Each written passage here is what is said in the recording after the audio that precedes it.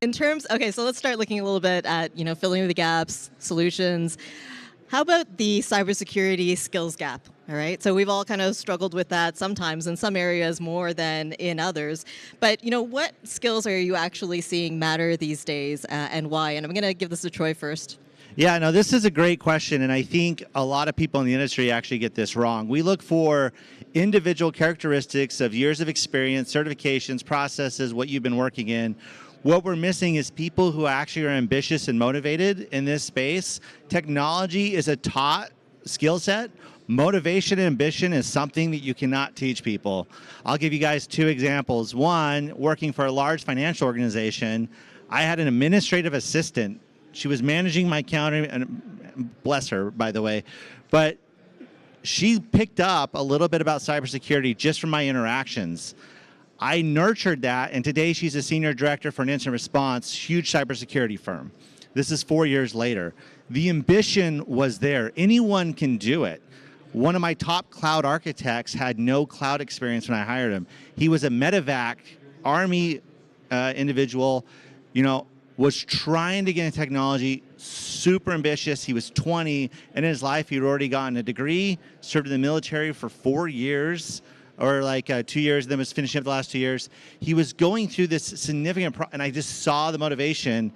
In 6 months, he was running around our other RSCs. And so it's not necessarily what you're looking for in skill sets. Skill sets are taught, and it's the people who are ambitious. If you find someone who knows something, I think we've all been here, and you hire this individual, and then they turn out to be one of the laziest, least performing people, but they're smart, and then if you fire him, you're going to have this massive skill set. It puts you at odds with your team and with the organization, right? And so, honestly, when you're looking for cybersecurity skill sets, talk to these people as what do they do with their spare time? What drove them into security? It's hot. People want to get into it. There's just really hard, and there might be an avenue where you pick up on someone who's really ambitious and is really willing to learn it. That's great, Troy. And having people who have that mindset of being able to spot and nurture that kind of ambition is really important as well. Thanks. Rohan? Well, in services, right, it's always about having specialized resources come in to do a lot of different work. I do want to say one thing, right? Certifications are probably a promise of excellence, but not a proof of excellence, right? And what I mean by that is that when I look at hiring, I look at essentially hiring for foundational understanding and the velocity to learn, because things are changing so fast that you can't bank on a certification being a token for someone to demonstrate proof of excellence, right? It does indicate that they've gone through the hours and the training, and they've made those sacrifices to do it.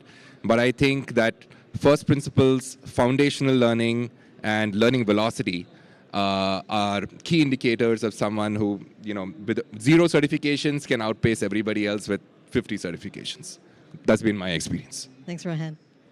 Thank you. Yeah, jump in. One more time. I think one of the other things that's really key, and absolutely ambition, drive, those are all really key attributes. As you get down into helping teams secure their workloads, you need both the cloud knowledge and the security knowledge, and those are often two different skill sets. So a lot of times when I'm staffing projects at Booz Allen, I will have both people on the team, right? So that they can both learn from each other, but you have both sets of skills for both secure development, but also, cloud and cloud architecture. So, thanks for that.